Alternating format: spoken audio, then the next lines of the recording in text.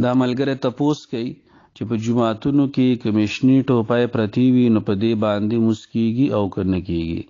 نو جواب دا دی چې موږ کې چونکې الله جل شانه ته ودرېدل دي، د الله تعالی په دربار کې ودرېدل دي، نو د دې وجې نه د موږ دپاره د هغې کپړې او د هغې ټوپای انتخاب پکار دی چې کوم صفا وي، پاک وي او باوقاره وي. جوماتونو کې چې کومې ټوپای پرتې وي عموما هغه شلیدلي وي او هغه د څوک ورله خیال نه ساتي، نو په دې وجه باندې هغه سپکې هم ګڼلی شي. نو دغه ټوپای په سرول او الله جل شانه ته ودرېدل، نو انسان په خپله باندې سوچ وکړي که چېرې د دنیا یو منصب والا انسان مخې ته ودرېږي په دغه ټوپای کې به دی ودرېدی شي.